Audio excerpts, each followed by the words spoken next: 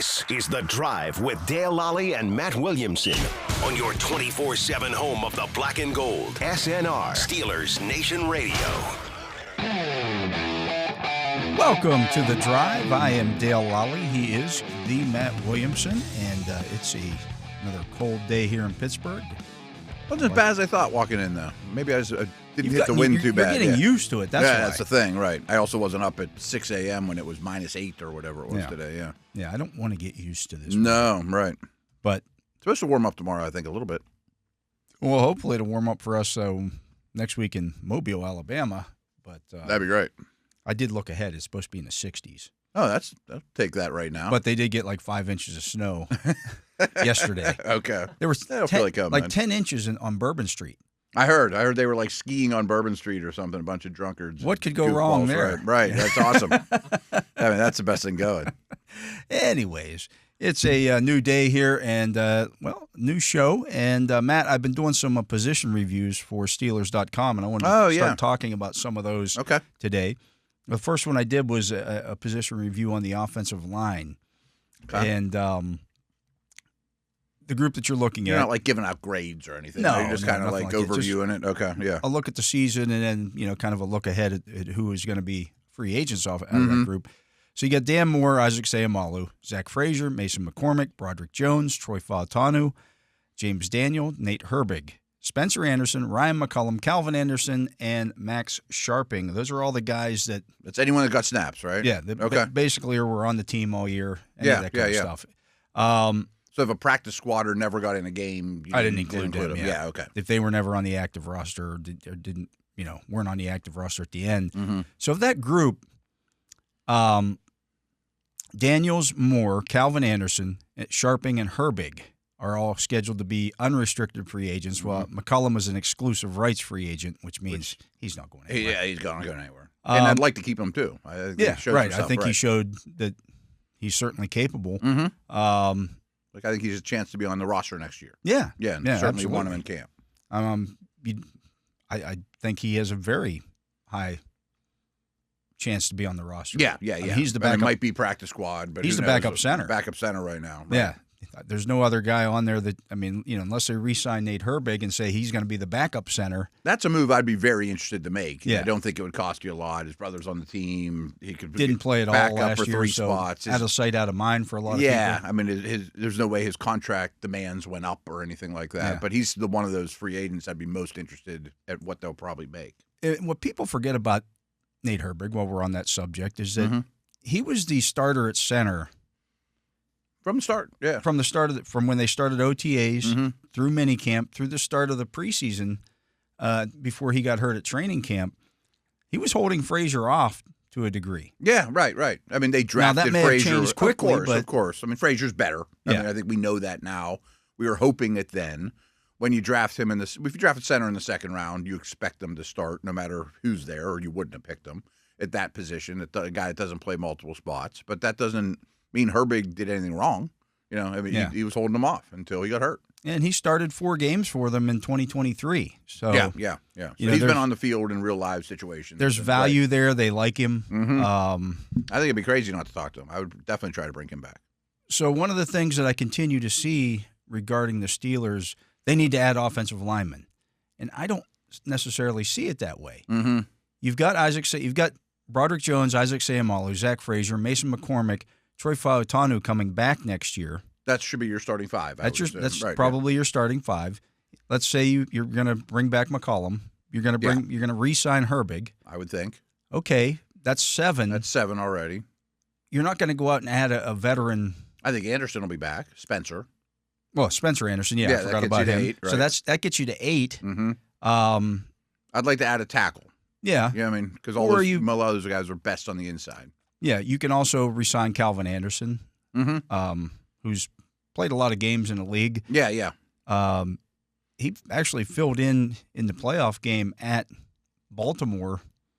Played the entire second half of that game. Kind of flew under the radar. That he wouldn't cost you much either. No. I mean, you bring him back on a 1-year deal. Or someone of that ilk. Right. But you're not adding another starter to this group necessarily. I don't think so. See them all lose contracts up after the year, though, right?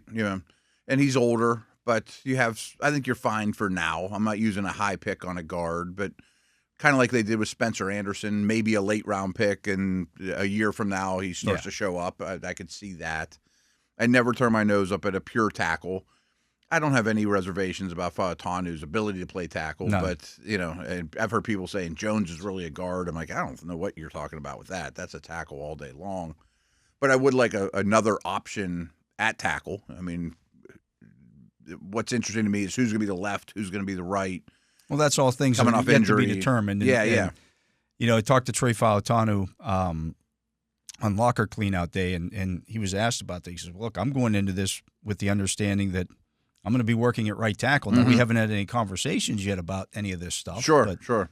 I mean, they could look at this and say, hey, we're gonna keep Broderick Jones at right tackle. We're going to move Fautanu to left tackle. That's kind of what I'm guessing, but either way it works out. Or they could flip-flop it either way. I mean, Omar Khan did come out at the last year at this time, or right around this time, when we were in Indianapolis, and said, no, we drafted Broderick Jones to be our left tackle of the future. He's just played so much right now, kind of by default. So either way how that works out, they're going to be the two tackles. Yeah. I just don't know who the third guy is that I'm comfortable with, And that could be Anderson and just one more. Like, we talk about this a lot when it comes to camp, and it really does seem like an Omar Khan type of thing.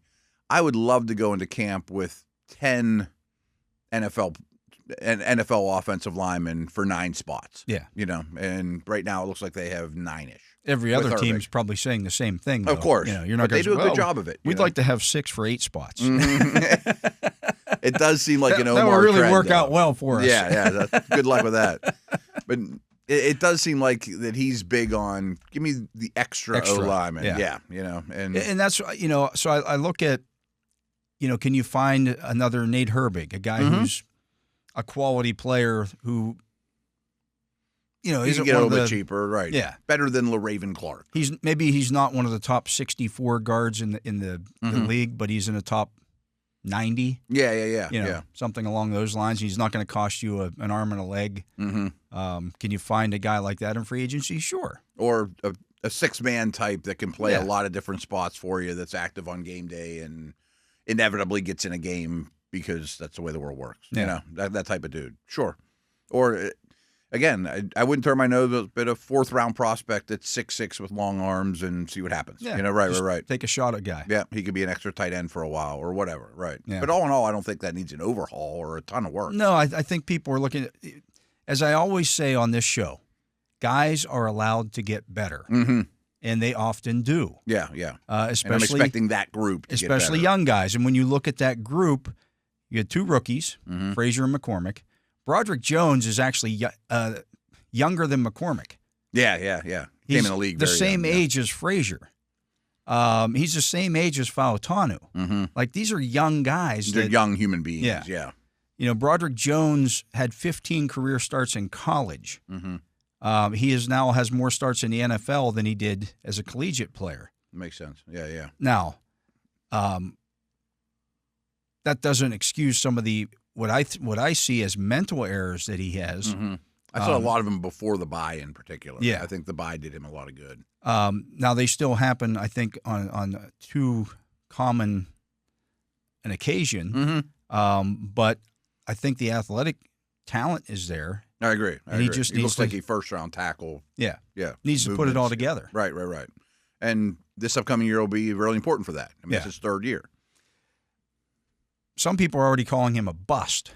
Yeah, I don't think that's fair. That's not fair at all. I mean, Right. I look at the guy with the Giants, for example. Oh, yeah, Neal. Evan Neal was benched. Right. People are, that's a bust. That's a bust. I mean, that's a 6th overall pick that can't see the field run a bad line. Yeah. Their other tackle, Thomas, people looked at him like, his rookie year was rough. Yeah, he wasn't worth that pick. Now he's considered one of the best tackles in the league. Right. When he went out, the line fell apart. Right. And it wasn't great to begin with, but he was clearly their best lineman. He's making big money. He's a top 5 type left tackle. Right.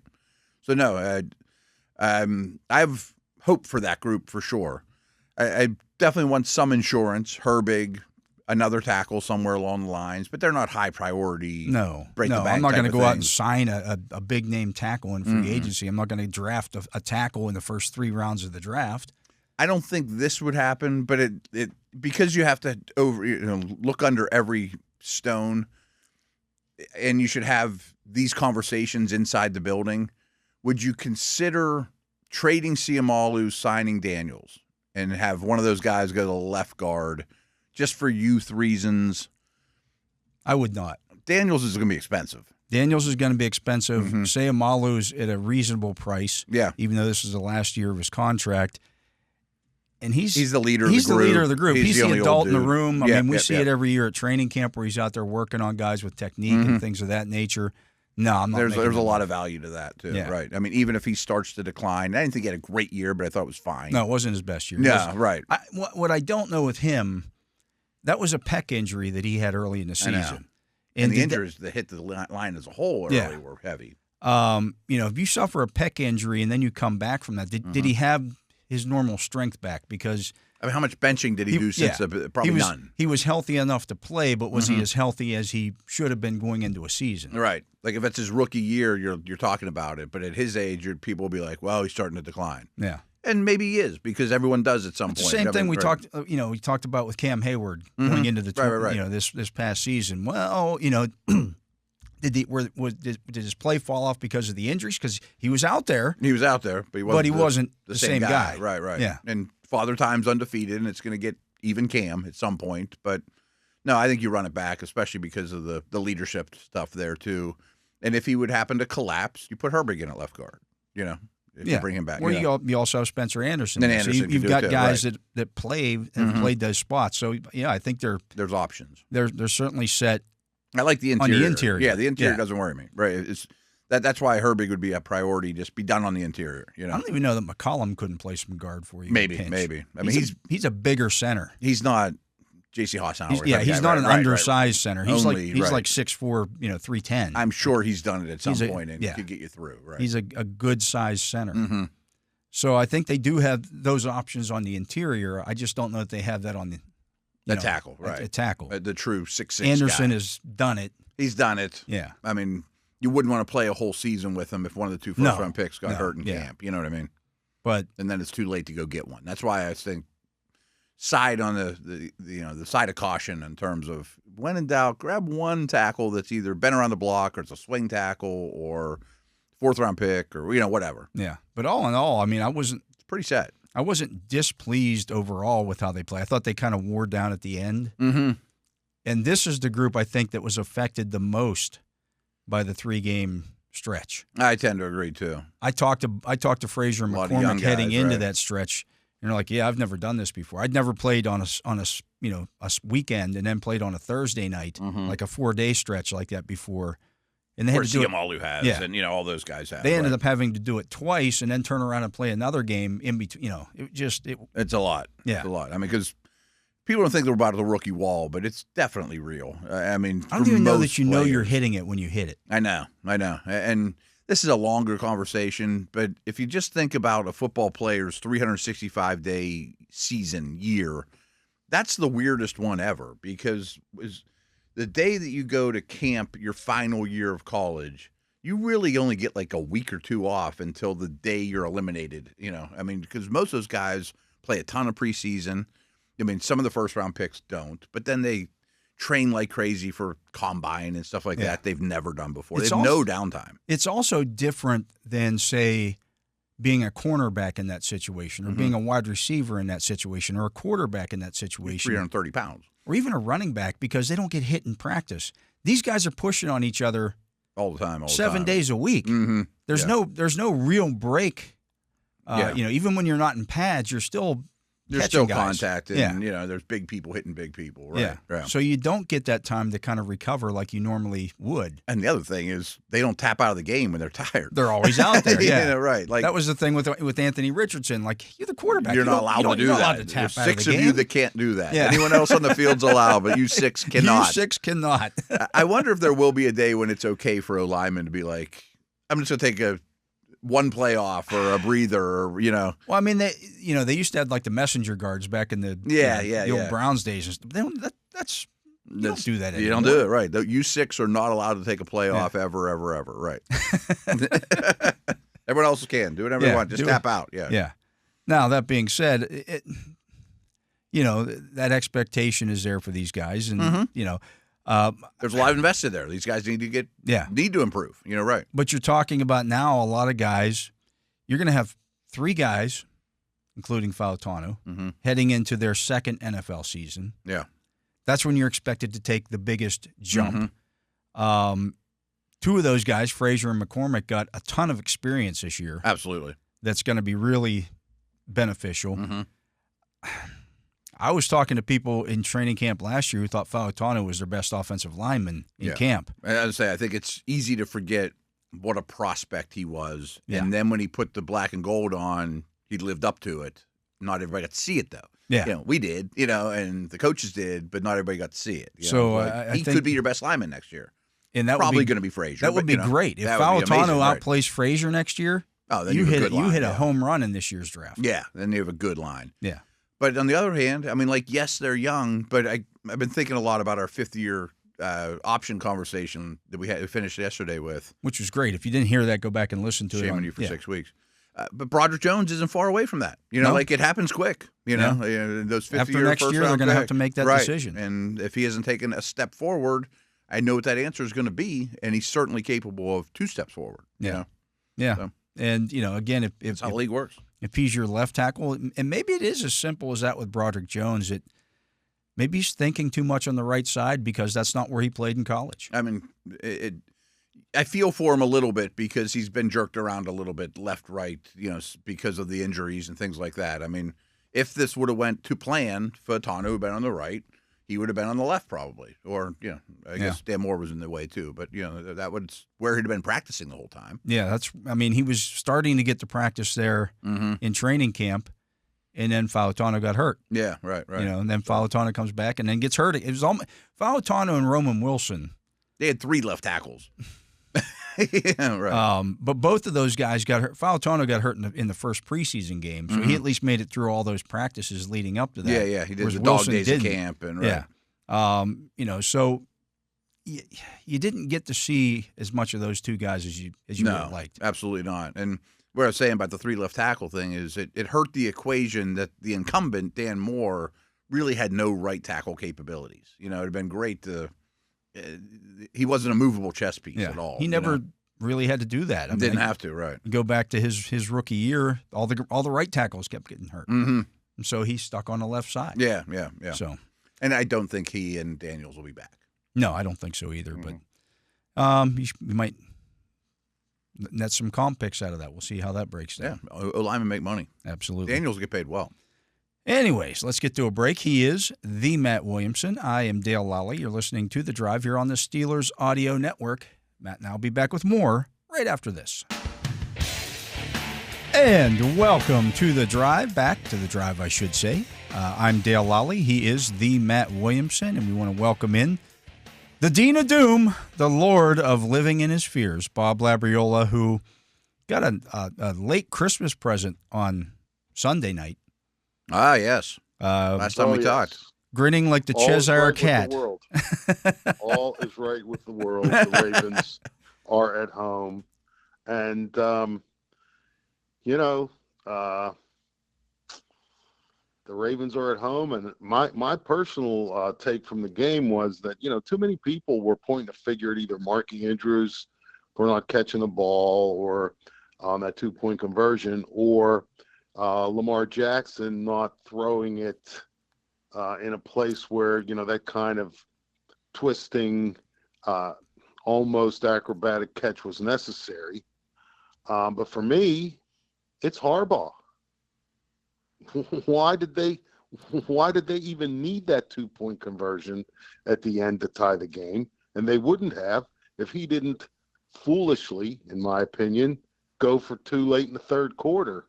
He's too married to that analytics chart. Oh, don't say that, Bob. You say that, all the analytics people come charging out at you. I always say, let them come. Yeah, come on. I got the Harbaugh thing on video, and we can all sit down and watch it together. Ravens always get all that credit for being so forward thinking with analytics and all that garbage. Well, enjoy all your forward thinking from the couch. Absolutely. Like I'm going to do. Bob, did we learn anything in regards to these playoffs? Because here's what I've learned, and the league sent out the package of after all the playoff games had ended, teams that win the turnover battle in this year's playoffs, 7-0. It's crazy, yeah. Home teams and winning the turnover battle is massive trend. Yeah, I mean, well, I don't know about learning. It reaffirmed it. Yeah, right. For me, anyway. Hasn't changed since the that's the thing. time, When Mike Tomlin talks about the turnover culture and stuff, and people, that you can't rely on that. You can't do that, but you can't turn the ball over, even if you're not getting turnovers. You got to give yourself a chance. And that Ravens game's a perfect example. I thought they lost it more than the Bills won it. Yeah, I mean, and it's. And the other thing to me is that I believe is important to kind of highlight / emphasize is its turnover ratio. If you turn it over 2 times and you get 4 takeaways, you're +2. Well, that's still, that's a good situation to be in because, I don't think it's don't turn the ball over. It's don't be a minus at the end of the game in turnover ratio. If you're giving it away, you got to take it away more often, or at least as often, so that you're either on even footing or a little bit in the plus side in that statistic. Now, for me, what I learned was it's ridiculous the way Patrick Mahomes continues to get treated by the officials. It's even more ridiculous for the NFL to come forward and try and justify that garbage with their ambiguous rule book that can be interpreted any way that you want to. And then it's totally ridiculous for people in the media, to say that Mahomes has earned the right to be treated that way by the officials. Because to me, no man is above the rules. Yeah, show me that clause in the rule book. That right. You're this is a foul, but it's only a foul if the quarterback has won 3 Super Bowls. Right. So just they say, well, Brady earned that right too. Well, no, he didn't. He was given that, but that didn't make it correct then, and it's not correct now. So that's what I learned. That everything you might believe about the ludicrousness of NFL officiating and how it is arbitrary and inconsistent, that should be totally cleared up now. Everybody should understand that it is.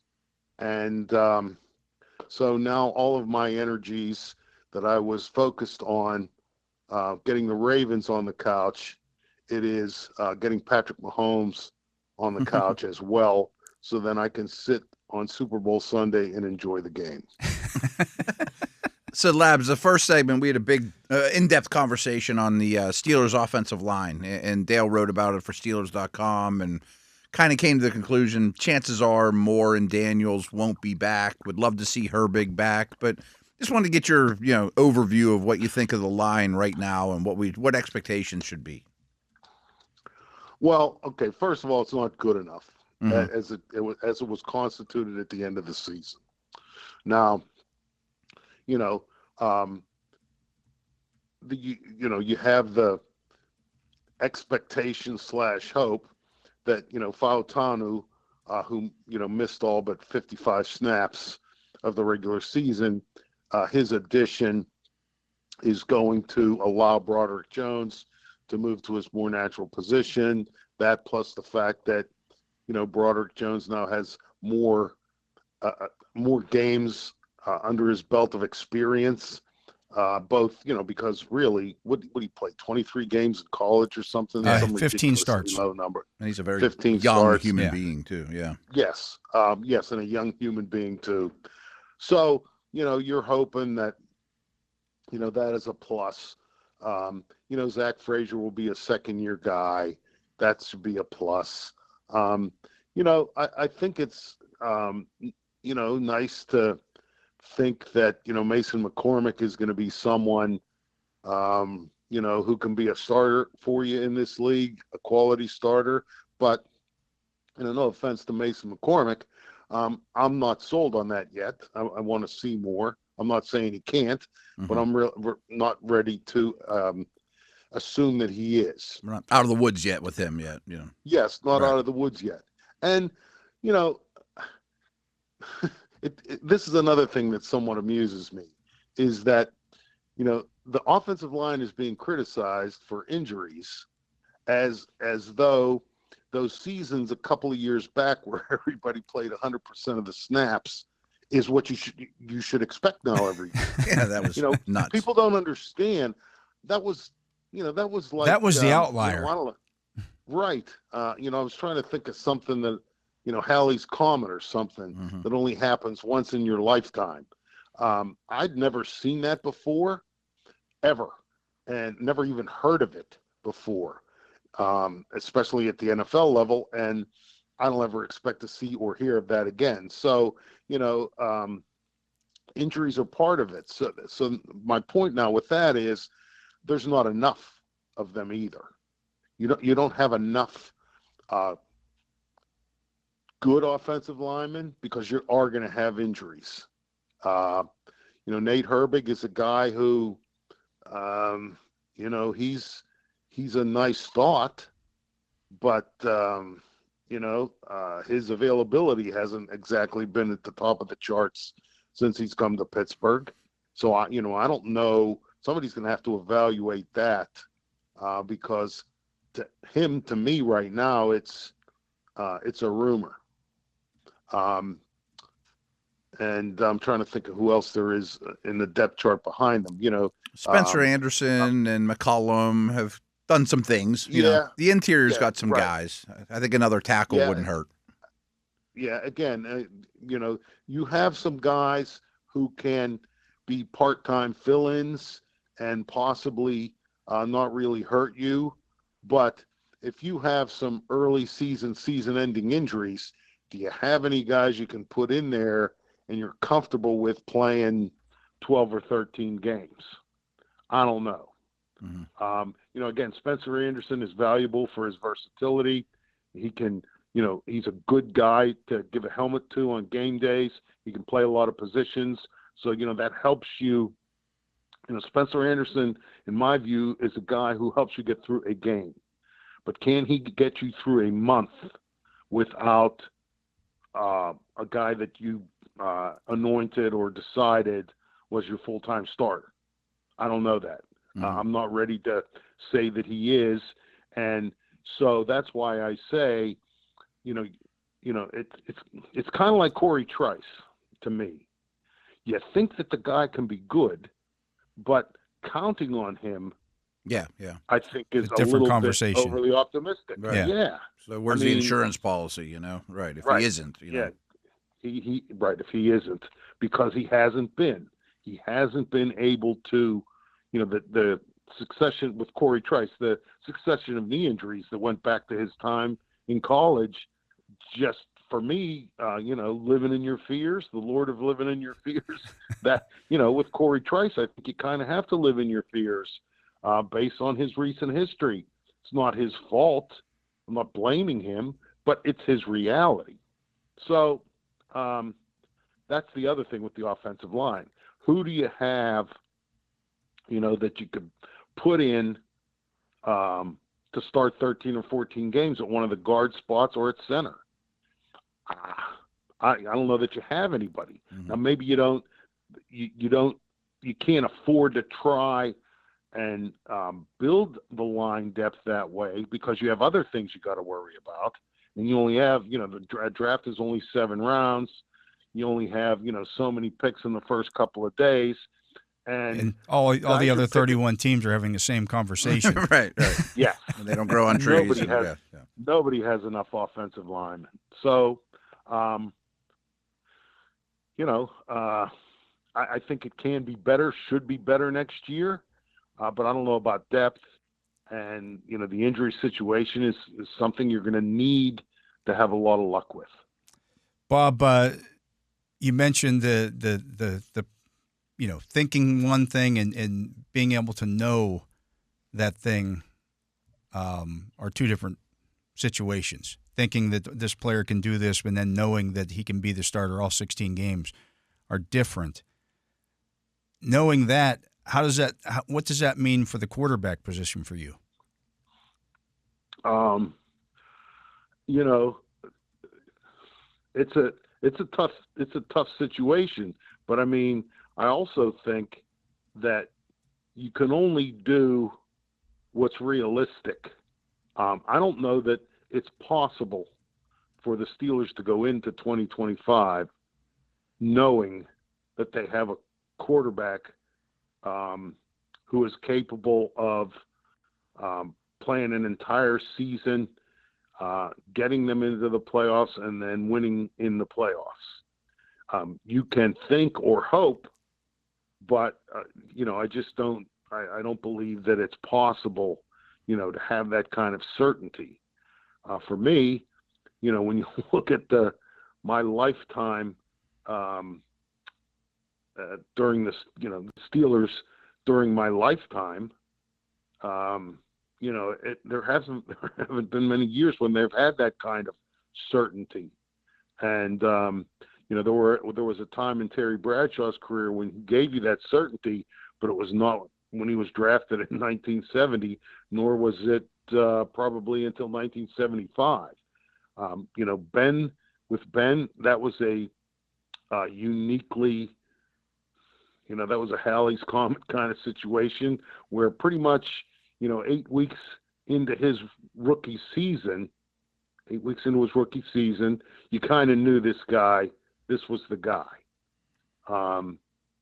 But outside of that, I don't remember, anybody who. You saying you didn't feel that way about Neil?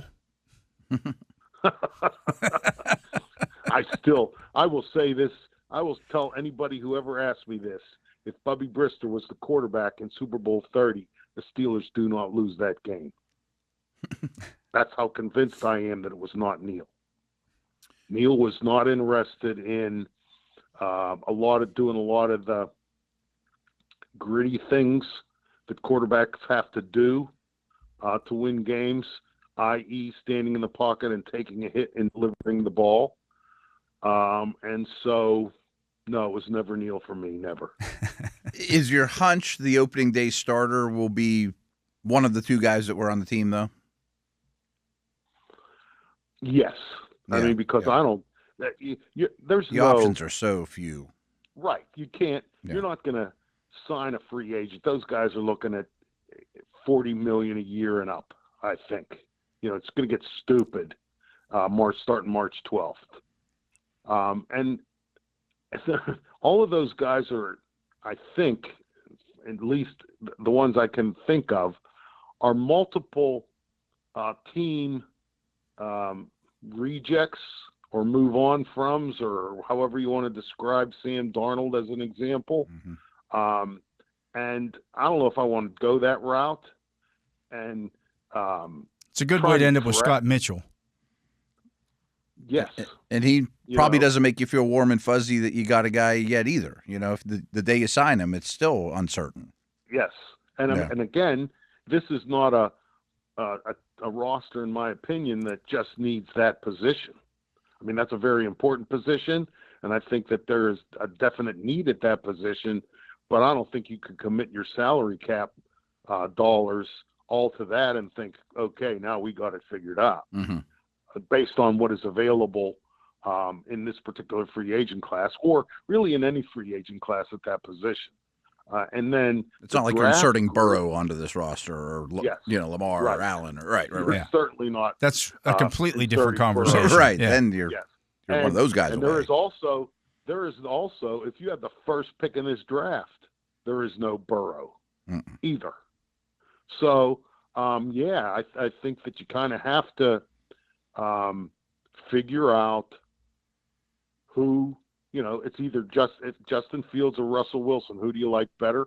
Who do you think gives you a better chance to do what you want to do and get where you want to go? And I see the argument for both, considering cost and age and every aspect of it. Yes, in every aspect of it, cost and age and height. Yeah, and athleticism and athleticism.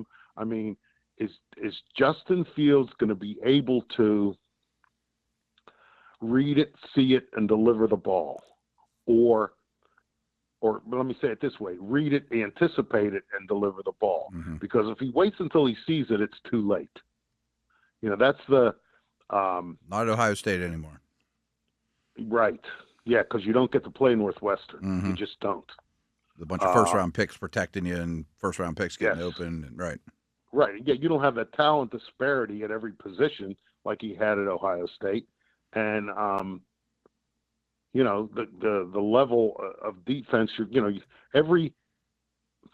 Maybe the most NFL players an Ohio State quarterback has ever gone against on an opposing defense is 3 or 4. Except in their own practices. Right. Well, but they don't hit them in their own practices. Right, yeah. Right. Even Monday night, there was only a couple on Notre Dame, right. Right, even against Jacksonville or whoever you perceive as the worst team in the NFL, that team has 12 NFL players on their defense. Maybe you don't think they're any good, but they're good enough to be in the NFL, and they're good enough to be starting in the NFL, and so that makes them better than 95% of the defensive players on any college team that you might face. So, I don't know what the answer is. I'm just glad I'm not the one making it. Yeah, it's exactly what we said. Yeah. I don't know that there is a slam dunk right answer, but you better come up with the right. Somebody better come up with the right answer, or the 2025 season. I don't even know if it's going to. I don't know that it would be a whole lot different from 2024 in terms of frustrating, ending in a disappointing way, because that position is just too important at the NFL level. Yeah, I agree with you completely, Bob. And it almost sounds like, well, there's no hope for 2025. Well, I don't know that I would say I would go that far, because I do think that this team can, again, some of the young guys that have played a lot over the last 2 years, they're allowed to get better. And you're going to add an influx of talent onto this roster, presumably in the draft. And they got to, they've got cap space to do some things in free agency. I think there's some ways that they can certainly upgrade this team and be better in 2025 than they were in 2024. And I don't. It wasn't all bad in 2024. I know that the way it ended was bad. There's no ifs, ands, or buts about it. And the way you went out, but you're not going to play a stretch of games where you play the Eagles, Ravens, and Chiefs in a short period of time. Presumably, you're not going to get hosed again for Hard Knocks. You would think not. And that's speaking of my rant about the ridiculousness of the NFL, and then there's that, because that's what's important to too many people in New York. That kind of garbage, Hard Knocks. Let's create drama instead of just allowing it to unfold. Because as I've said with you and Matt, I've said this, I've written this, no one will ever convince me that schedule, the way it was loaded and all that stuff, was not a favor to Hard Knocks. Let's create this show for this broadcast partner or whatever this is, and let's do this. It's just as stupid as allowing one quarterback on one team to be treated totally differently than every other quarterback on every other team.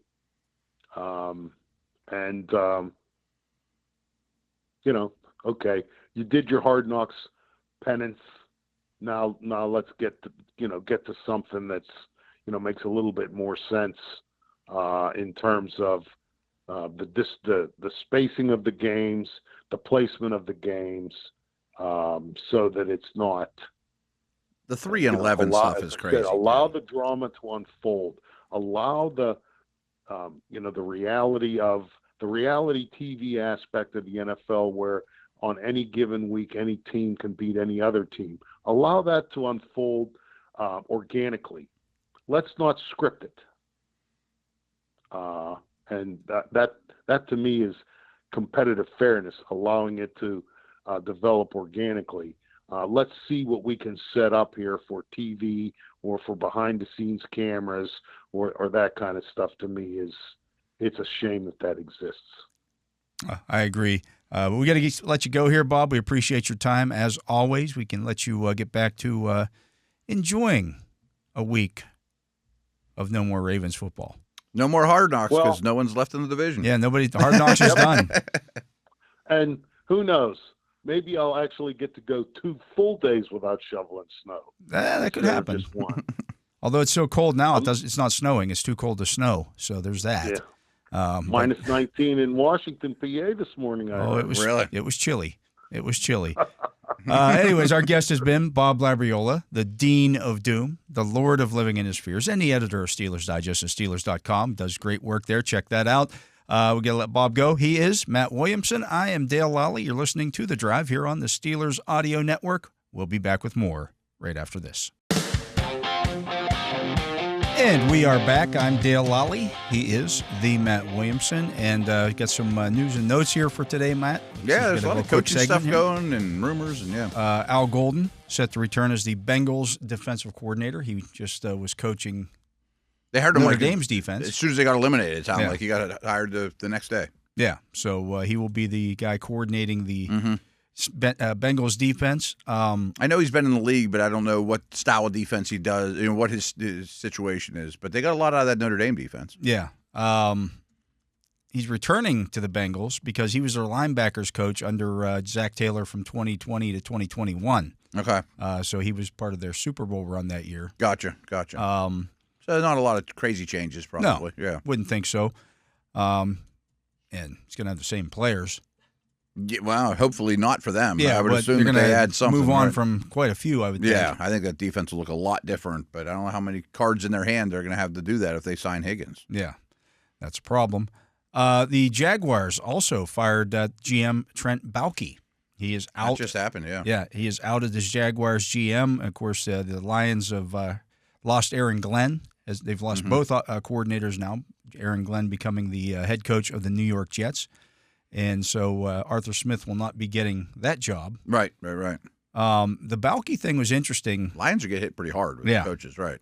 But the Baalke thing's interesting because they had the Tampa Bay Buccaneers offensive coordinator came in for an interview and left town, said he's going to go back and be the offensive coordinator of the Buccaneers as opposed to becoming the Jaguars head coach. Yeah, and became the highest paid offensive coordinator in NFL history, which probably had something to do with it as well.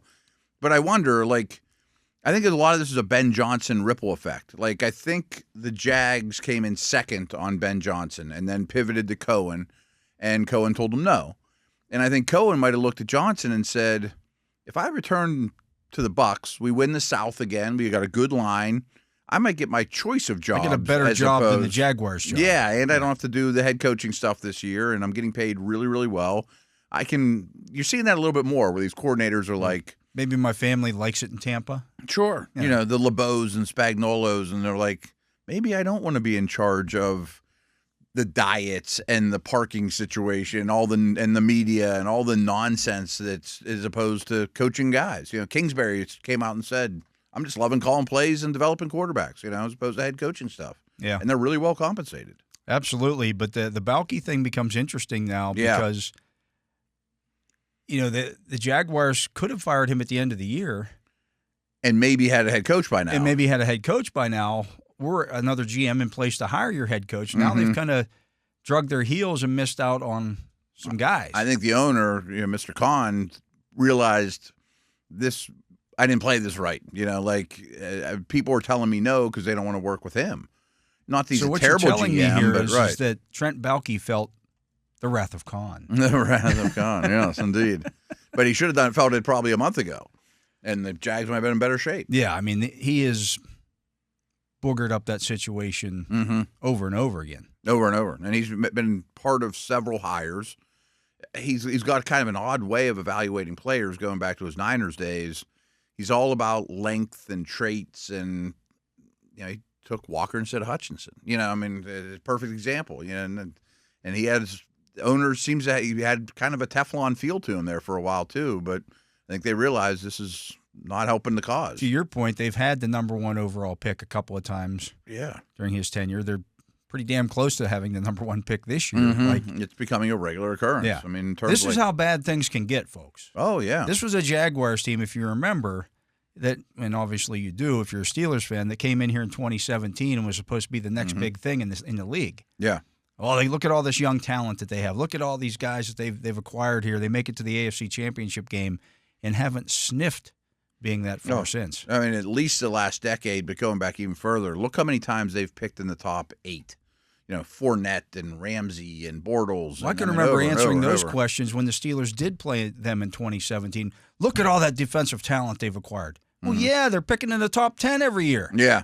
Like, that's how you get those guys. And they also had a habit after that, more recently, of just overpaying a lot of defensive talent and then having cap issues and not enough to show for it, which was also a Balky thing. But I look at the Lions and be like, you lost both coordinators. I think Deshae Townsend is interviewing with the Niners right now. Their defensive line coach, who I actually was with, Williams, was our D-line coach at Akron 20 years ago, so I'm kind of rooting for him. He looks like he's going to be the defensive coordinator with the Patriots. Like, they're getting hit hard. Yeah, and, well, that happens. No, that happens, right. But anyways, that's kind of what's going on around the league.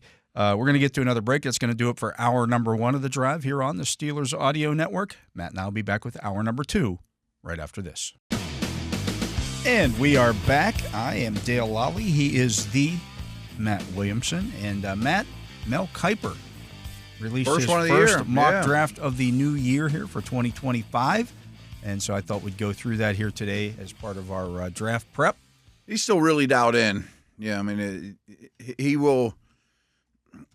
These are things he's hearing, I mean, that this guy's going to go a little higher. He likes to make a splash here and there, too. Be the first one to tell you this guy's going in round 1. I haven't looked at it yet. I know who the Steelers took, but I have not looked at it yet, so I'm interested. Okay, so at 1, he's got Cam Ward, quarterback of Miami, going to the Tennessee Titans.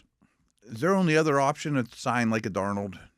I mean, I would imagine you hired a new GM the other day to draft your quarterback. Yeah. Yeah. Absolutely. And I think Ward is better than Shedeur Sanders. Mm-hmm. At 2, he has the Cleveland Browns taking Travis Hunter, passing on the quarterback. I think Kirk Cousins is a real possibility for them. God, let them sign Kirk Cousins. Yeah, I know. Good Lord. I'm more mobile than Kirk Cousins is. At 3, he has the Giants taking Shedeur Sanders, quarterback out of Colorado. Okay. I mean, I don't think he's going to fall too far, but I definitely don't think he's the third best player in the draft. No. Of course. At 4, the Patriots take Abdul Carter, the outside linebacker from Penn State. I could understand it if they go super heavy in free agency on offense with pass catchers and linemen. Yeah. 5, the Jaguars. We just talked about take Mason Graham, defensive tackle from Michigan. They don't have massive needs, but there's no direction that they should not look at. They got to have some massive needs. Draft him 5th. Yeah, I'd say there's no direction they should avoid. No, but it's not like it's one thing they need. No, they have massive needs across the pretty roster. much all over the place, right? At 6, the Raiders take Teteroa McMillan, the wide receiver from Arizona. Okay, a lot of speculation that Darnold could be there, and there's not a quarterback to take at this point anyway. So that'd be a nice core. Yeah, him and Bowers back-to-back years. They would have some. Yeah. Yeah. At 7, the Jets take Michael Williams, outside linebacker from Georgia. Yeah, I was listening to Mel's podcast earlier this week, and he said the buzz is Williams is going to go a lot higher than a lot of people seem to think. Like he seemed to think he's guaranteed in the top 10. At 8, the Carolina Panthers take Jalen Walker, linebacker from Georgia. Okay, anything on defense would make sense to me for them. They give up 31.4 points a game. Brutal, right? Yeah, not good. At 9, the Saints take Will Johnson, cornerback, Michigan. I'm not even sure that's a huge need for them, but sometimes Mel, especially with his early mocks, wants to get the guy there. Yeah, Johnson's going to go in the top 10. Just wants to make sure everybody kind of knows that I mean, they took Kool-Aid in the second round last year, and they I got could some see other the dudes. Saints being a trade down team. I could too. They need a lot of Just stuff. give me a bunch of picks. Yeah. That are cheap. Right? They need cheap talent. Yeah. And then you get a quarterback next year. Yeah. At 10, the Bears take Will Campbell, offensive lineman from LSU. I would be blown away after hiring someone from the Lions if they don't invest heavily in their offensive line. Yeah. Heavily. The other weird thing about that, it's kind of a fantasy note too. If you remember, Johnson really didn't like Swift. So I've Now heard he's some paired back up with Swift. Right. I mean, I wonder if Swift gets dealt or if he goes with the same theory that they had in Detroit. He goes out and gets a banger to go with Swift. Yeah, I would say the running back situation there is tenuous, I would say. And I was on a podcast today where they threw it out. If they go heavy in O-line and free agency, center and Trey Smith, maybe they take Jeanty. They stress the running back position in Detroit. Yeah. Yeah. At 11, San Francisco takes Kelvin Banks Jr., offensive tackle from Texas. I think that's going to get redundant, too, of lineman, and these two picks. See, that's what's weird for me is that the Saints at 9 need linemen. They do. I mean, they took Fuaga last year, but it doesn't mean it's solved. Yeah. Ramczyk retired, Yeah. They need a little bit of everything, too. That's Saints why I roster think is horrendous. if no linemen have gone at that point, I think somebody might bump up to 9 Could see that. to go Yeah, get yeah. the top lineman available or whoever they have number 1 on their board Yeah. to try to get ahead of Chicago. Yeah, and what's interesting, we've mentioned this before, but those two linemen that were the first ones off the board might be guards. They look more like guards. They play like tackles. And I'm sure they're kind of Skoronskis. At 12, the Dallas Cowboys take Luther Burden, wide receiver from Missouri. There's so many directions they could go to. Yeah. Their O-line, I don't think Zach Martin's going to come back. Another receiver opposite Lamb like that makes total sense. D-tackle was a miss with Mazzie Smith. They need a lot. At 13, the Dolphins take Malachi Starks, safety out of Georgia. Well, Holland's a free agent. And they've got Jordan Poyer on the other side who's over 30. Up in age, too. Yeah. Okay, I like that fit. I don't know if they're going to be able to re-sign Javon Holland. He's going to get paid. He's going to make like 20. Yeah. Yeah. At 14, the Colts take Tyler Warren, tight end, Penn State. That's the one offensive player I could see them going. But, I mean, a new defensive coordinator, new defensive system, I think 9 out of 10 times it would be defensive players. Yeah. There's less talent on that side. We had some people pushing back on our pick of Tyler Warren the other day in the mock draft for the Steelers. And as I said at the time, don't view him as a tight end. Don't pay attention to the TE. Yeah. We see him as a pass catcher. This weapon, He caught 104 balls at Penn State this year. Their last game in the playoffs. Yeah. None of their wide receivers caught a pass. Everything went to Tyler Warren. Yeah. They used him like he was a wide receiver. Yeah. Like a Brock Bowers type. Yeah. Yeah, right, yeah. Can't view it as a TE. It's just pass catcher. He's not going to It's line almost up like next edge to, now. Yeah. He's not just going to line up next to the tackle and No. block in line like Mark Bruner and those guys back in the day. It's not the way this works. At 15, the Falcons take Shamar Stewart, defensive end, Texas A&M. And they're going to be Not to be mocked. confused with Shamar Turner, defensive lineman from Texas. Two Yeah, Shamars. Yeah. And they have 3 defensive linemen that are all going to go pretty high, too. It could be redundant when we go through mocks, too. Atlanta takes a pass rusher yet again. Yeah, again. Yeah, right. Never to be heard from again. Yeah, and still don't produce any sacks. 16, the Arizona Cardinals take Tyler Booker, guard out of Alabama. Okay. I would definitely think defense for them, but I know he's really high on Booker. He mentioned it in the podcast that he thinks he's got a chance to go 10 to 20, This is my only problem with taking, as we mentioned, we talked about it yesterday, interior offensive linemen in the first round of the draft. They better be outstanding. Right.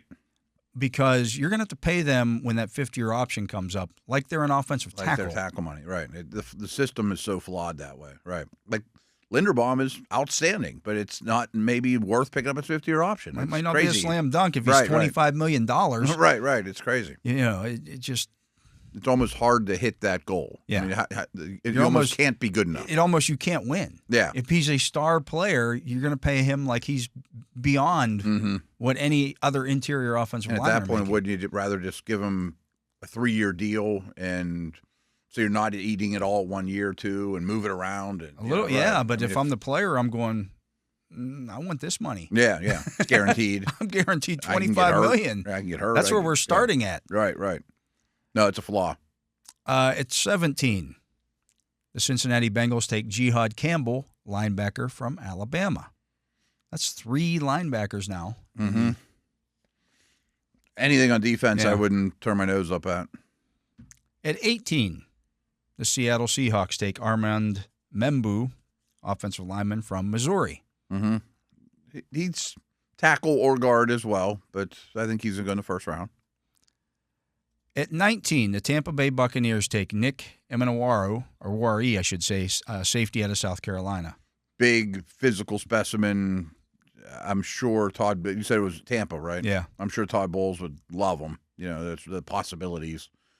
And who knows? He could be one of those guys when we're in Indy going, man, he's not going to last till 20. I mean, he's running a 4.3 at 220. 6'3", 227. Yeah, right. I don't expect him to weigh 227 at the combine. It'd probably be more closer to 220 so he can run fast. But if he walks past us, we might be like, whoa, look at that dude. Yeah. Right. At 20, the Denver Broncos take Ashton Genty, running back out of Boise. I love that fit.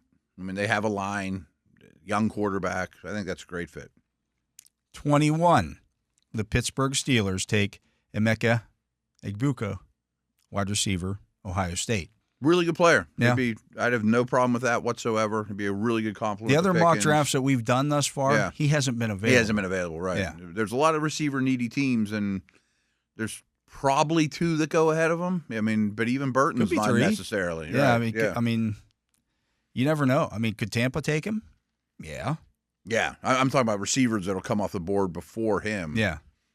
There aren't many. It's going to be a short list. There aren't many, and all it takes is one team to fall. Could Cincinnati take him? Sure. Right. Pickens is gone. Right. Yeah, there's a lot of teams that could use receivers. I mean, absolutely. At 22, the Los Angeles Chargers take Colston Loveland, tight end out of Michigan. Yeah, there's definitely the Michigan connection, and maybe they have just a receiver signed at that point. It'd go a long way. I like that. Yeah. They could be a team that trades ahead of the Steelers. For a pass catcher? Try to get a pass catcher, especially if the draft fell this way. If it fell that way, yeah. Or even go up for Warren, or Harbaugh's going to like this guy, though. Oh, yeah. At 23, the Green Bay Packers take Mike Green, outside linebacker from Marshall. I think he's going in the first round. I mean, when I first was kind of turned on to him, it was like, oh, he's an interesting second, third round, really productive. People are talking about he's a almost surefire first-round pick. He had 17 sacks last year. As he should at Marshall. I don't care what level you're playing at. Right. You get to the quarterback 17 times. It's much like playing against T.J. Watt, especially if you're at Marshall or you're playing Marshall. You got to stop that guy. Yeah, not everyone's game planning all day long. You got to stop that guy, and they didn't. And I think he has the physical traits to be a first-round type of guy. 24, the Minnesota Vikings take Benjamin Morrison, cornerback out of Notre Dame. Gilmore's a free agent. Murphy's a free agent. The corner room's really thin right now. I don't think they have a second or third round pick either. Yeah, after they're McCarthy short picks. on some picks. I could see them being a team that trade down type of move. Wants to trade down and acquire. They're really more. light on picks. Benjamin Morrison is a good football player, and he could be in the mix for the Steelers too. He could be in the mix. 9 career interceptions and 21 pass breakups. He's tall enough to ride the ride, and has a Porter. I can remember watching Notre Dame games last year, going, "Who's that dude?" Yeah, he's big. Yeah. 25. The Houston Texans take Josh Simmons, offensive tackle, Ohio State. Some people think if he's clean medically, he could go all the way up to 1. I think he moves up in this draft because he is a tackle. Yeah, he's a tackle. The other guys on this list are, as you mentioned, guys who might be guards. And if I'm going to take an offensive lineman in the first round, I want the guy who's going to stick at tackle. I think that's the kind of thing that the combine's great for. When they're all running drills, one after one, another after another, and he's just looks better than the other ones. Yeah, the mirror drills and all that stuff, He's like longer, how his feet move. Tackle, Yeah. Assuming he's healthy. Yeah. At 26, the Los Angeles Rams take Josh Connerly, offensive tackle out of Oregon. Kind of the same thing with him. Mm-hmm. I don't know if either one of those guys will last that long when it's all said and done. Yeah. We just know tackles keep getting driven up.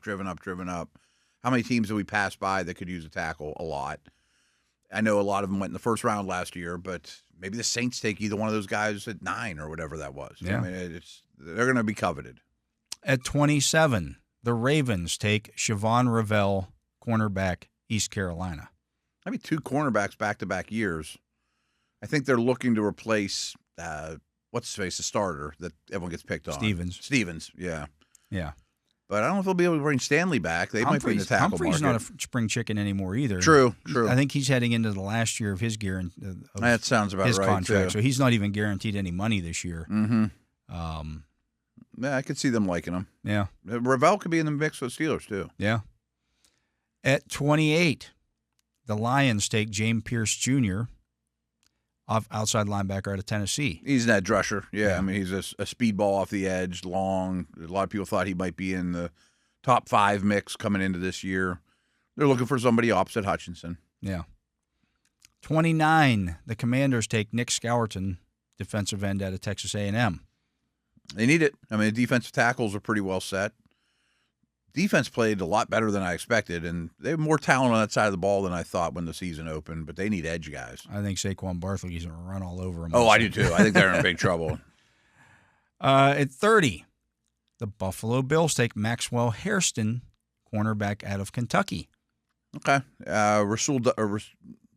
Yeah, Rasul Douglas is up. Yeah. They love the Benford kid, which I totally understand. But they're a corner short. I could definitely see corner for them. Yeah, they've been kind of chasing that for several years now. Yeah, after Davis White got hurt, I never quite filled that need. Their team's pretty well set, though. I'd be shocked if it's an offensive player. They don't have money either. They don't have a lot of money either, right. At 31, the Kansas City Chiefs take Walter Nolan, defensive tackle from Ole Miss. Sure. Throw him in the mix. Spell Chris Jones.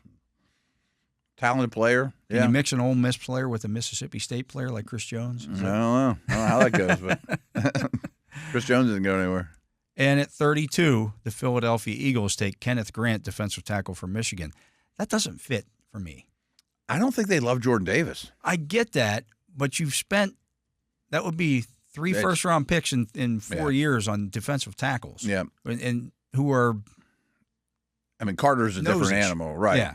Milton Williams is a free agent, he's so different than He's Grant. An end, though. Right. Kenneth Grant's not a like Walter Nolan would make more sense for the Eagles or that body type. Mm-hmm. As opposed maybe he to, just wanted to get Grant in the first round. Maybe. I mean, that's certainly a possibility. He's supposed to test like a crazy guy too. We've been lucky in getting him in second rounds in our mocks. I'm not sure if that'll hold up a month from now either. But he is a nose. He's a nose. I mean, but if he can be Vita Vea, then not just a. That's the problem with Jordan Davis. He doesn't give you anything on pass downs, and he's just a big body, and he gets tired quick. Yeah, he needs to be more than that. Other than that, he's fantastic. I don't know where else the Eagles would go though. Oh, they always take. They always take linemen. Yeah, but they could go. They could take an offensive lineman. They could take an offensive lineman. Bond's a free agent. But I would think they'd do everything to keep him. Yeah, they won't take a linebacker in the first round. Expensive though. Right. And maybe they franchise him. I don't know. But they don't have a lot that they're losing. Yeah. They went corner this past year. They're good at receiver. I don't know if they're going to be happy with Jalen Hurts, by the way. But I'm not sure they'll take a 1 at 30 or 31. Sneak in a quarterback at the end of the first round. If there's one that's there, I wouldn't blow it. It's something they kind of did to Wentz when they drafted Hurts. Yeah. So that is Mel Kiper's first mock draft. Mm-hmm. He said the Eagles need edge rushers too. Boston College's Donovan Ezeruku could rise up the boards this spring. He had 16.5 sacks this season. Yeah. That would be somebody – they do like those speed balls off the edge too. They do. I mean, they've invested there as well, but they always want another one. I think Sweat's up for them, But just 2 quarterbacks in the first round. Do we think Milrose is going to be the third off the board? I tend to think so when we get there. I think it might be Milroe or Howard. Wow. I don't know if Howard gets that high up. Interesting. That could be shaking it out. I could see Senior Bowl's going to go a long way with it. I think it's between 3 guys. To be the third one off the board? To be the third guy. I think it's Milroe, Howard, or Jackson Dart. And I don't know if Jackson Dart can move past those other guys. Yeah. It's interesting. Yeah, I think they'll all be at Senior Bowl, right? Yeah.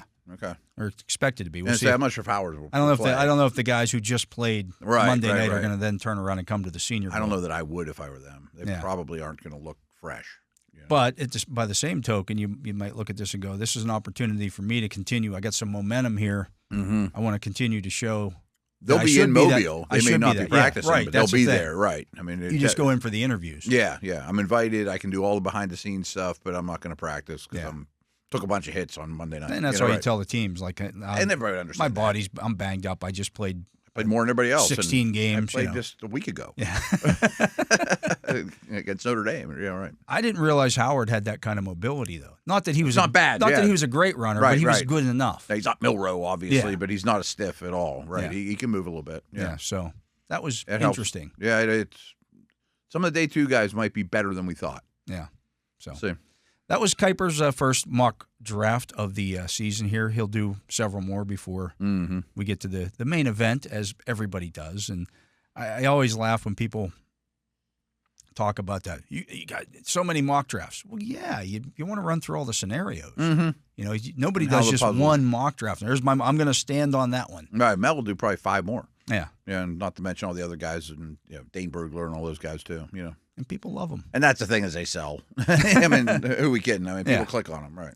When I was doing this, back in the day, I would do a different mock every week leading up to the draft, just to again run through the different scenarios and picks get traded before that and things happen. And then free agency hits, and we didn't even have coaching. There's some coaching. I mean, what's the Saints' philosophy going to be? Right. You know their head coach. Right. You don't even know who Jacksonville's GM or coach is. Exactly.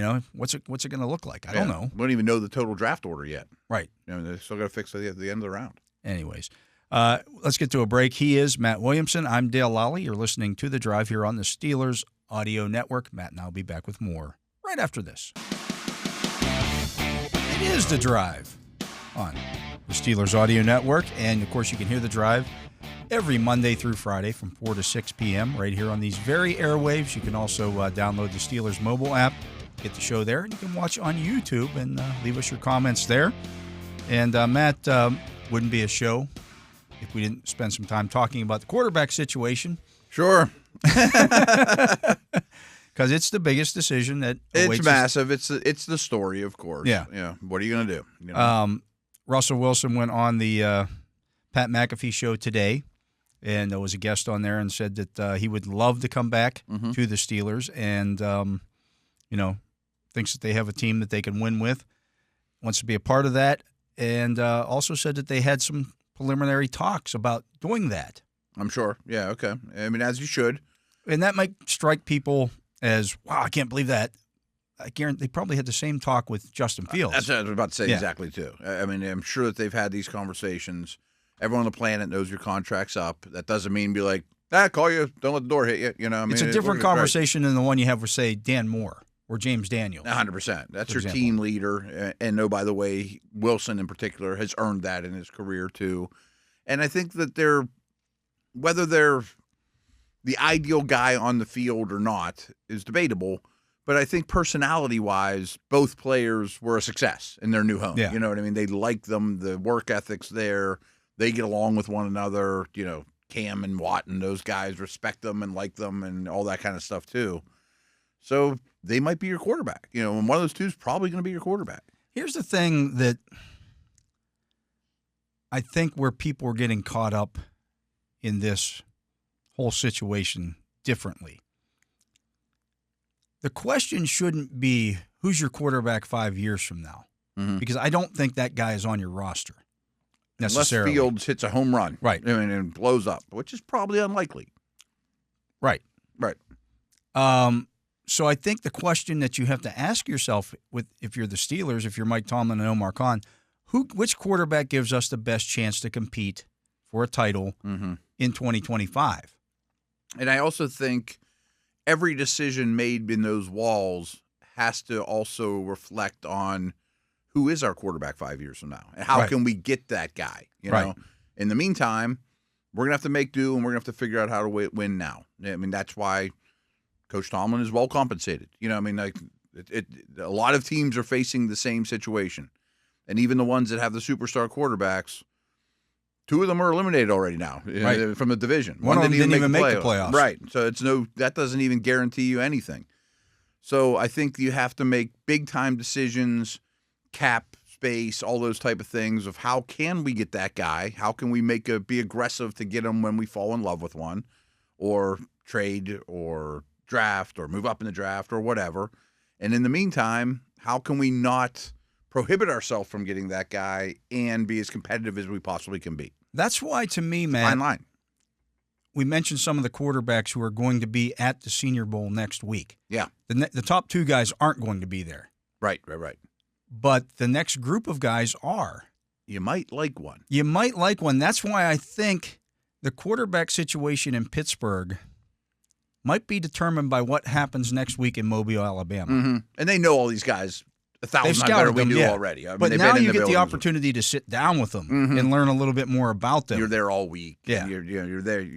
You see a lot of the stuff Watch behind them work the on the scenes. field and do do those things. Another thing that shows up Who's big the in alpha? Mobile? Who's the alpha? Absolutely. And who's the one that everyone's gravitating to? Who's kind of a shrinking violet? I mean, it's just a lot of time spent over a short amount of time with all those players. That's where I was at 3-4 years ago now, when I heard for sure that if Kenny Pickett's available, the Steelers are taking Kenny Pickett. They like they him really a lot, right? they really have showing a lot of interest in Kenny Pickett. They've like what they see, and that turned out to be true. Yeah. And that can happen in these situations where you go in there, you know the player. You know what his talent level is. He played in the same building. I mean, of course they knew who but he was. I'm talking about these quarterbacks. They know all about this particular group of quarterbacks. They've scouted watched all the tape. They've talked to position coaches. They've been in the buildings, but this is different. This is the opportunity now for the coaching staff to go in and start learning these players. But it's new for them, too. It's new for them. Right. They've just started working on this stuff. And so now it's even the quarterback coach. I think that's one of the reasons why Tomlin, when he goes to Mobile, is the only head coach that you see running around on the field down there at the different I think it's crazy that others don't. Yeah. I mean, that's a golden opportunity, I think, that a lot of head coaches miss. And the combine's not the same. No. I mean, the combine's really now you got teams regimented. that don't even send their coaching staffs to these things. Yeah. And I sat in a couple player interviews at the combine and kind of thought, this is so overrated. I mean, it's 15 minutes where they blow a horn. It's speed dating. And by the time they shake hands and everyone, hey, how you doing, slapping each other on the back, you're already a minute or two in. And you start talking, and it's fine, but it's very regimented, and they can kind of give you answers that are not they've deep practiced. into they've practiced it, and what'd you see on this play, or what do you think of this? Blah blah. And it's okay, but they've been coached up. and then they go to the next team, and then they go to the next team, and everything about the combine is just ducklings in a row. Now I got to go bench. Now I got to go to the bod pod. Now I got to have a whole day of medical. It's a grind. Where the Senior Bowl is a lot more relaxed and a lot more free time and a lot more ability to find their personalities, And you get to see these guys in a practice type setting. Yeah. That playing football. They don't play football at the combine. No, they do not. Right. This is the last time anyone plays football. It's the opportunity to see these guys the way the scouts got to see them when they actually went into the college and watched practice. Yeah, right. And the liaison will tell you, oh, he's our team leader and blah, blah, blah. But that doesn't mean they're telling you the truth. And you watch practice, like, he kind of seems like a leader, but maybe I'm just on the wrong day. I'll never forget being told about Marquise Pouncey at Florida's Pro Day. Yeah, This is why Tomlin goes to the Pro Days, too. Mm-hmm.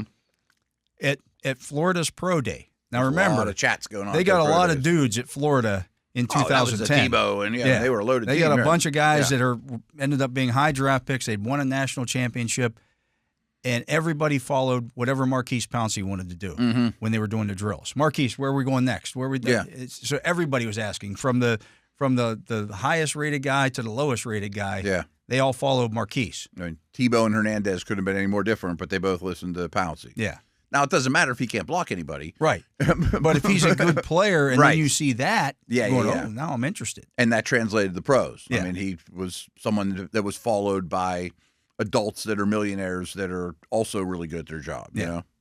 And so that matters, especially so at the quarterback position. 100%. I mean, if you're really in the quarterback market, this probably as much as any team out there, because I don't think the Steelers are going to take one in round one. No.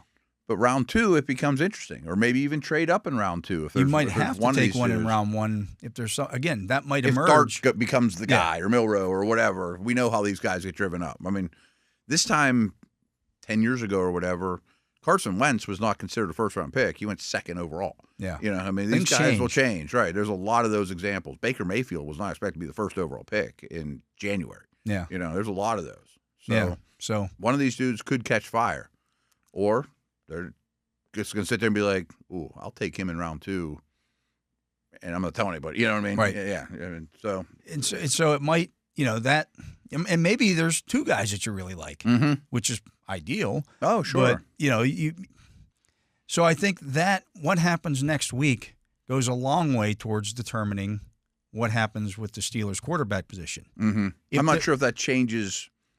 Do I pick Wilson or do I pick Fields? I think it does. If you've identified somebody that you would either take at 21 or you think is going to be available at 52, and you think he's your next guy. And there's the argument, not to interrupt you, but there is the argument that then just take him at 21. Well, there's that. Right. Yeah. Just my point being, if you think that's the case, I don't care about Justin Fields' upside. And Russ would be good for him. Because right now, Russell Wilson, and I think that anybody who would argue differently isn't looking at the numbers overall. The better quarterback in 2025. Well, definitely in 24 was Wilson. Definitely, it was Wilson. Yeah. The quarterback who's more likely to give you the better chance to win in 2025 is probably Russell Wilson. Probably Wilson, right. Because people forget, in the first 6 games that Justin Fields started, the Steelers had more than 300 yards of offense twice. Twice. Right.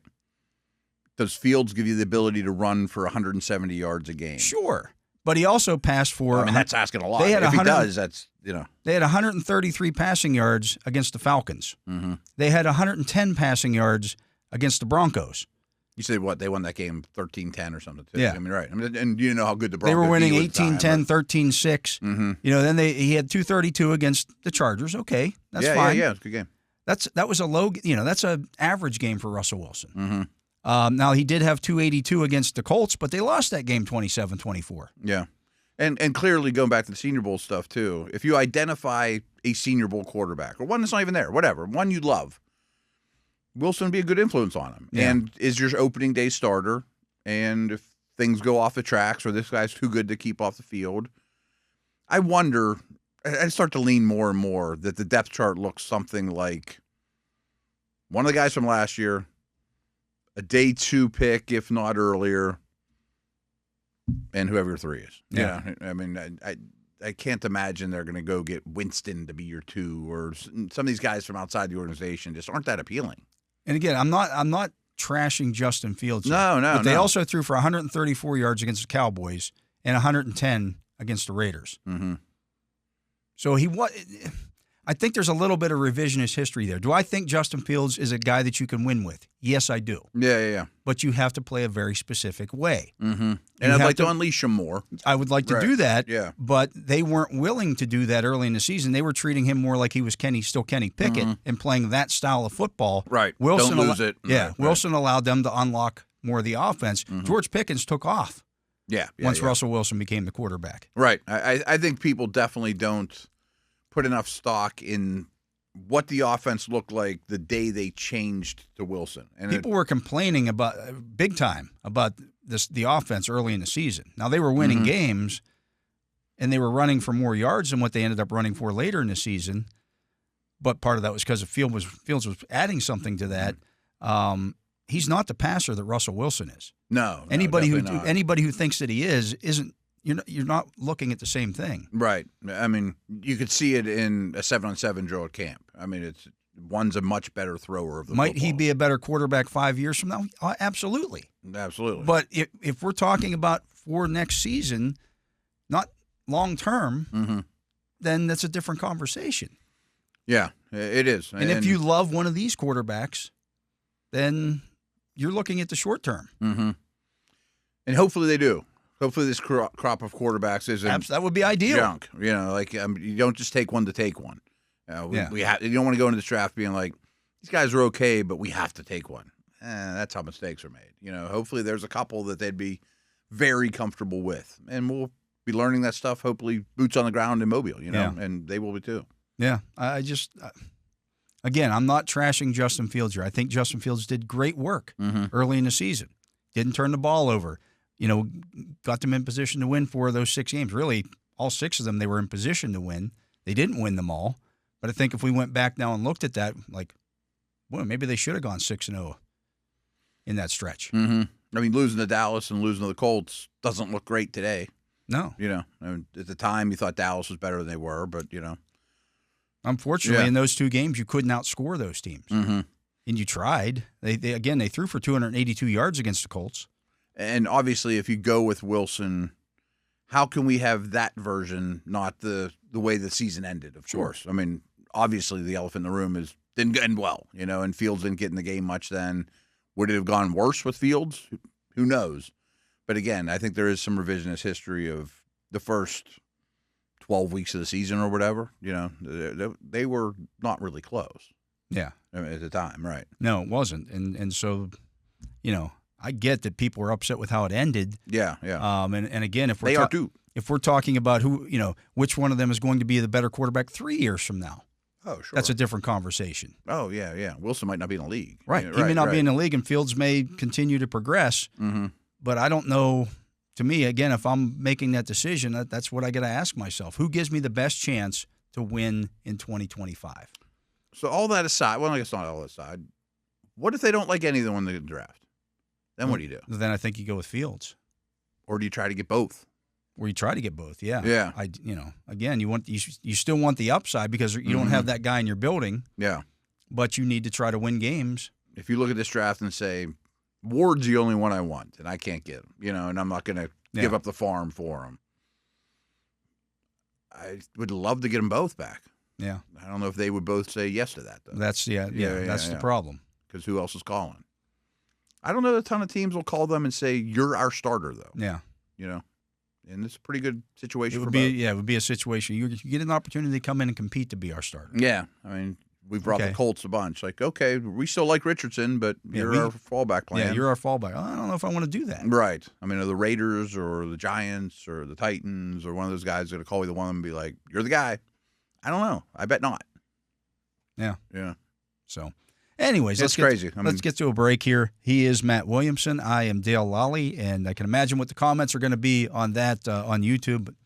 We got to look at it from every angle. We got to try just bringing up different scenarios, folks. But it'd be great to find one in the draft. Yeah, absolutely. Anyways, let's get to a break. We'll be back with more right after this. And welcome back. I am Dale Lolley. He is the Matt Williamson. And Matt, rookie quarterbacks. Yeah. They don't get to the Super Bowl. No. Is this the first time any's even gotten to a championship game? No. No? No. I thought I heard that Not somewhere. even close. Not even close. Ben Roethlisberger did it. Oh, okay. Yeah. But none have ever played. None have ever won a Super Bowl. Yeah, none have ever started the Super Bowl. It's been. I'm looking here through these notes. I want to find that spot, but yeah. They've all fallen short of that, and I don't think it's going to change. But I don't what think Daniels so is doing is really, really impressive. Yeah. Right now, Daniels has tied Roethlisberger for the most wins by a rookie quarterback in his first season, 14. Okay. They both have 14 wins. Yeah. I'm 2-0 in the playoffs as a rookie is wow. Pretty good. Yeah. Yeah. They're the only road wins of the year. The group of quarterbacks who have gotten this far, or I guess in their divisional playoff match. That's the divisional stuff. Brock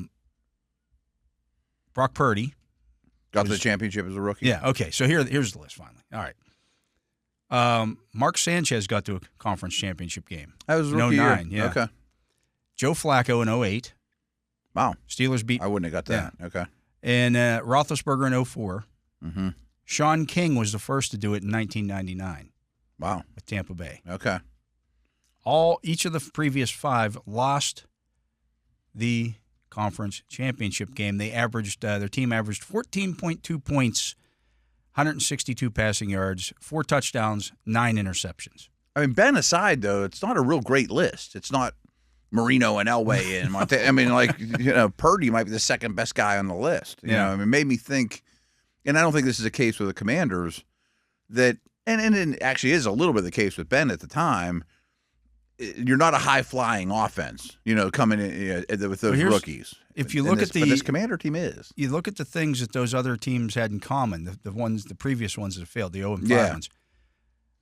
Brock Purdy had the number 1 overall defense. I was going to say they defensive-minded. Scoring defense. Sanchez had the number 1 scoring defense. Yeah, these are Rex Ryan teams. Yeah, right. Flacco had the number 3 scoring defense. Roethlisberger had the number 1 scoring defense. Sean King had the number 3 scoring defense. Is King with Tampa? Tampa, yeah. Okay. Right. And again, that's what Ben would end up being awesome. We all know that. The rest of the guys, But Daniels is driving the ship to get there. Yeah. I mean, that's a little bit odd. I mean, it's very odd. Maybe it's the first time in history. Yeah. Now, he is more of a runner than all those guys. But Sure. I mean, Roethlisberger, when he was younger, was very active. Could move, but not Flacco. Not Sanchez. No. Purdy moved okay. Nobody moves like Daniels. No, not like Daniels. These guys, right. But there's also been a lot of guys who come in the league that are super athletic over the last 10 years that haven't done it. Yeah. Does this make you rethink the Steelers' win over Washington any differently? Yeah. I mean, when the schedule came out, I'm like, oh, Washington stinks. That'll be that's a nice come out of the bye, blow them out, and get ready for the hard stuff. And then, but when it came around, I think we both took the Steelers to win the game. Yeah. But thought this should be a challenge. I mean, these guys are way out kicking their coverage at that point of the season. I think Tomlin's proven to be really good coming out of a bye. That's something people don't talk enough about. And I think that helped them a lot. And then, an avalanche of, a marathon hit, in terms of a workload after that. But this Commanders team isn't a fluke. I don't think they're one of the best 5 or 6 teams in the league, to be honest. But I think that their wins are legit. Defense is way better than I expected. I thought their O-line would be soft and a problem, and them not having Cosme this week is going to be an issue too. Is he definitely out? I haven't seen any of the injuries. He tore his ACL. Oh, okay. It didn't look good. Done. Yeah, he's their best lineman. Yeah. He's their best lineman, and tearing your ACL now, puts you in jeopardy for next year. And you got to deal with Jalen Carter in that front, and blah blah blah. Right. The Steelers that day in Washington, or Landover, as it were, gave up 242 yards of offense. To a really good offense at that point. That's a season low. I bet. For the Washington Commanders. Yeah. 242 on that day. And if you remember that game, Jaden Daniels did not run. No. He tried to run. No, because they played Lamar the next week, right? Yeah. And they kept both those guys and then really they beat Lamar. Up. So right. they beat those two teams back to back. Mm-hmm. And condensed the pocket and boa constricted the quarterback and made things tough on him. Yeah. And it probably was Daniel's worst game of the year. I'd have to go through it. I haven't studied it to that degree, but it's probably the least comfortable he's been. Yeah. He's a really hard guy to make uncomfortable. And really, the score was 28-27. Remember, that was the game where they had the fake punt that basically handed the Commanders points early in the game. Yeah. Again, everybody, Tomlin, he doesn't roll the dice enough. Well, sometimes you do, and it doesn't work out. Doesn't always work out, right? Right. But in that game, it did. They still won the football game. But it just, again, they went on the road and beat this team that's in the NFC Championship game. Yeah. And it's not much different version of the Commanders. No. I mean, they were playing well. And, the Steelers in that game did good things. The following, the whole season was not, they lost their last 5 games. Mm-hmm. Again, there was a lot of high points. If you sprinkled those games in a little bit differently, would people feel differently about this season? I think that's why people are so bitter, is because you come out that portion of the season, there's a lot of optimism around this team, rightfully so. So they're playing really good football and beating quality opponents at that point, and you're thinking, okay, this is a really good team. And I think the truth is somewhere in between, right? As it always is, right? That's the reality of it. When they were 10-3, everybody's, you were saying that they were Super Bowl contenders. Yeah. I mean, we do power ranks every Tuesday. They were like 7 a lot of those weeks, That's in striking distance, right? Yeah, You're absolutely. Right. And the Commanders were a team that was right there around them. Yeah, they were in that neighborhood too at that point, right? They just happened to catch fire at the right time, and good for them. Mm-hmm. But, play the right teams in the playoffs. Detroit decided to turn the football over 5 times in that football game. Yeah. The turnover stuff in the playoffs is crazy. I mean, absolutely. And some of the stuff that in that packet about how few turnovers the Eagles and Chiefs and Bills have had lately, and their winning streaks when they win the turnover battle are astronomical stuff, And all the home teams except Washington have won all the games this year. There's a lot of trends. A lot of trends. And the Commanders have forced 6 turnovers in those 2 wins. And, the one against Tampa Bay just happened to be point-blank range late in the game.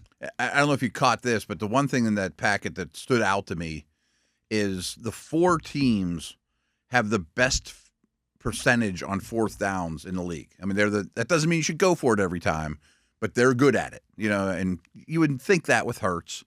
Washington's off the charts, and mobile quarterbacks help. It helps. It goes a long way. I mean, Mahomes is great in money downs, always has been. Allen is really hard to stop on 4th and 1, as is Hurts.